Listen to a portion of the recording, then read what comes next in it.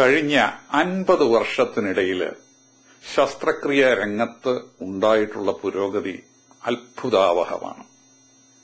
Heart transplant, kidney transplant, liver transplant മാത്രമല്ല, ഗർഭസ്ഥ ശിശുവിന്റെ ഹൃദയത്തിനുള്ളിൽ പോലും ഇന്ന് വിജയകരമായി ശസ്ത്രക്രിയ ചെയ്യുവാൻ ഡോക്ടർമാർക്ക് സാധിക്കും.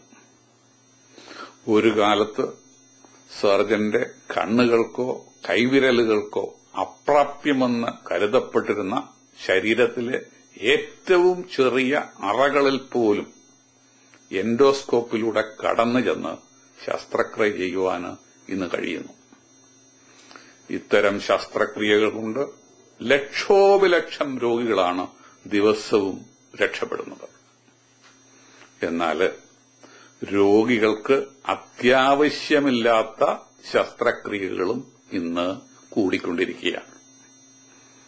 അമേരിക്കൻ ജേർണൽ ഓഫ് മെഡിക്കൽ അസോസിയേഷന്റെ ഒരു ലേഖനത്തിൽ ഈ അടുത്തയിടെ വായിച്ചു, ആവശ്യമില്ലാത്ത സർജറികൾ മൂലം പ്രതിവർഷം 12,000 പേര് അമേരിക്കയിൽ മരിക്കുന്നുണ്ട് എന്ന്. മറ്റു രാജ്യങ്ങളിലും ഇതേ അനുപാതത്തിലോ ഇതിൽ കൂടുതലോ ഉണ്ടാകാം.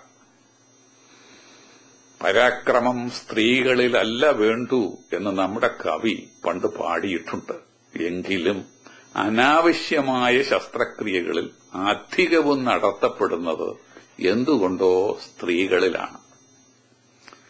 ആവശ്യത്തിലധികമായി സ്ത്രീകളിൽ നടത്തപ്പെടുന്ന 2 ശസ്ത്രക്രിയകളാണ് ഹിസ്റ്ററക്ടമിയും എപ്പിസിയോട്ടമിയും. ഇന്ന് ഹിസ്റ്ററക്ടമിയെക്കുറിച്ച് ഞാൻ പറയാം. എപ്പിസിയോട്ടമിയെപ്പറ്റി അടുത്ത തവണയും പറയാം. ഗർഭപാത്രം എടുത്തുമാറ്റുന്ന ശസ്ത്രക്രിയയ്ക്കാണ് ഹിസ്റ്ററക്ടമി എന്ന് പറയുന്നത്. അമേരിക്കയില് 60 വയസ്സുവരെ ജീവിച്ചിരിക്കുന്ന 3 സ്ത്രീകളില് ഒരാളുടെയെങ്കിലും ഗർഭപാത്രം ഹിസ്റ്ററക്ടമി മൂലം നഷ്ടപ്പെട്ടിരിക്കും. ഇംഗ്ലണ്ടില് 6 ഒരാളുടെയും സ്വീഡനില് 12 ഒരാളുടെയും ഗർഭപാത്രം മാത്രമേ ഹിസ്റ്ററക്ടമി മൂലം എടുത്തു മാറ്റേണ്ടി വരുന്നുള്ളൂ. ഇന്ത്യയിലെ കണക്ക് ഒരു സ്ത്രീയുടെ സാമ്പത്തികവും സാമൂഹ്യവുമായ നില വർദ്ധിക്കുന്നതിനനുസരിച്ച് അവരുടെ ഗർഭപാത്രം നഷ്ടപ്പെടുവാനുള്ള സാധ്യതയും വർദ്ധിക്കുന്നു എന്നാണ്. ഗർഭപാത്രത്തില് ക്യാൻസർ ബാധിച്ചാല് ഹിസ്റ്ററക്ടമി ചെയ്തേ പറ്റൂ. അതുപോലെ മരുന്നുകൊണ്ട് ചികിത്സിച്ച് സുഖമാക്കാൻ സാധിക്കാത്ത എൻഡോമെട്രിയോസ്, പ്രൊലാപ്സ്, യൂട്രസ് തുടങ്ങിയവയ്ക്കെല്ലാം ഹിസ്റ്ററക്ടമി വേണ്ടിവരും. എന്നാൽ UCLAയിലെ university of California in Los ആഞ്ചൽസിലെ ഒബ്സ്ട്രെറ്റിക്സ് ആൻഡ് ഗൈനക്കോളജി വിഭാഗം നടത്തിയ ബൃഹത്തായ ഒരു ഗവേഷണ പഠനം കാണിക്കുന്നത്, ഇന്ന് അമേരിക്കയിൽ പ്രതിവർഷം നടത്തപ്പെടുന്ന 6,17,000 ഹിസ്റ്ററക്ടമികളില് 75% ആവശ്യമില്ലാതെ നടത്തപ്പെടുന്നതാണ് എന്നാണ്. ഗർഭപാത്രത്തിൽ നിന്നുണ്ടാകുന്ന അമിതമായ ബ്ലീഡിംഗ് ആണ് പലപ്പോഴും ഹിസ്റ്ററക്ടമി നടത്തപ്പെടുന്നത്. അവയിൽ അധിക പങ്കും ഇന്ന് കത്തി ഉപയോഗിക്കാതെ തന്നെയുള്ള endometrial ablation, high intensity focused ultrasound തുടങ്ങിയവയെല്ലാം മൂലം വിജയകരമായി ചികിത്സിക്കാനായിട്ട് സാധിക്കും. ഫൈബ്രോയിഡ് യൂട്രസിന്റെ ചികിത്സയ്ക്ക് വേണ്ടിയാണ് ഏറ്റവും കൂടുതൽ ഗർഭപാത്രം മുറിച്ചു മാറ്റപ്പെടുന്നത്. 20-നും 50-നും ഇടയിൽ പ്രായമുള്ള സ്ത്രീകളിൽ 25% പേർക്കുണ്ടാകുന്ന ക്യാൻസറാകാൻ സാധ്യതയില്ലാത്ത ഗർഭപാത്രത്തിലെ ഒരു മുഴയാണ് ഫൈബ്രോയിഡ് യൂട്രസ്. അധികം ഫൈബ്രോയിഡ് യൂട്രസും ബ്ലീഡിംഗ് അല്പം വർദ്ധിപ്പിക്കുമെങ്കിലും പ്രായം കൂടുന്നതിനനുസരിച്ച് താനെ ചുരുങ്ങിക്കൊള്ളും. ഫൈബ്രോയിഡ് യൂട്രസ് കൂടുതൽ പ്രശ്നങ്ങൾ ഉണ്ടാക്കുന്നെങ്കിൽ യൂട്രസ് എടുത്ത് കളയുന്നതിന് പകരം ഈ മുഴ മാത്രം എടുത്തു കളയുന്ന മയോമക്ടമി എന്ന ചെറിയ സർജറി ചെയ്യുവാനായിട്ട് സാധിക്കും. ഇന്ന് ഫൈബ്രോയിഡ് യൂട്രസിന് ഒരു പുതിയ ചികിത്സ കൂടെയുണ്ട്.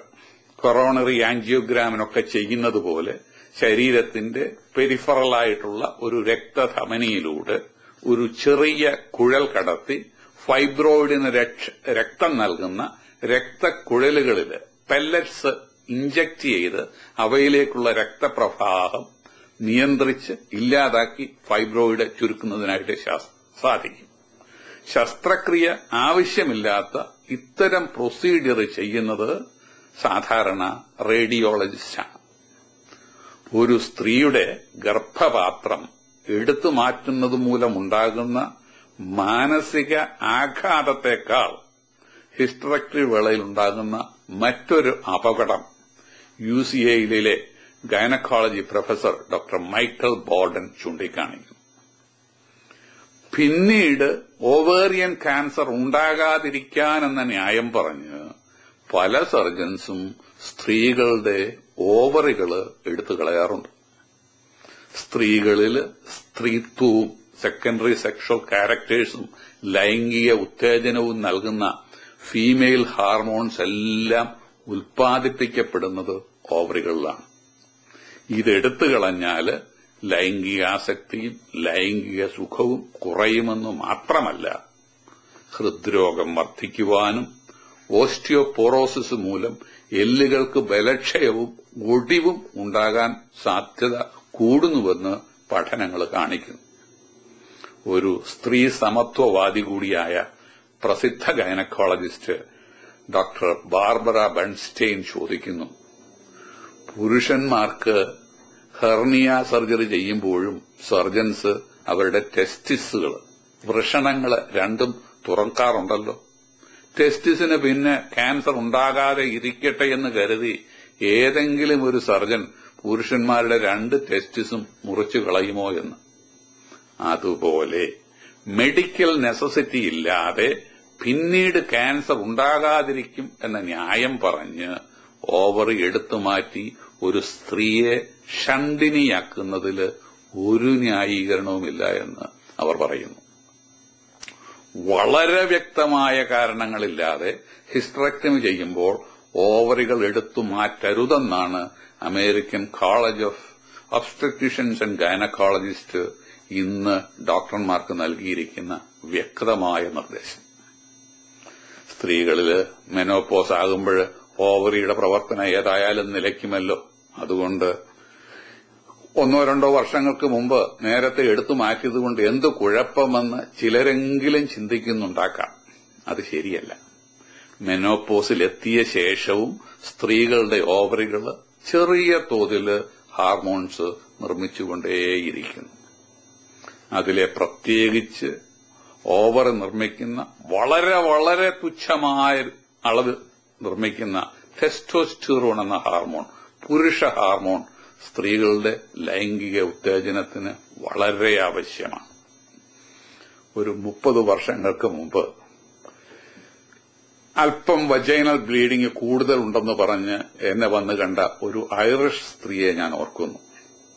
പരിശോധനയിൽ ഫൈബ്രോയിഡ് യൂട്രസ് ആണെന്ന് മനസ്സിലായി കൺസൾട്ടേഷനായി ഞാൻ അവരെ അതിസമർത്ഥനായ ഒരു ഗൈനക്കോളജിസ്റ്റിന്റെ അടുത്തേക്ക് അയച്ചു.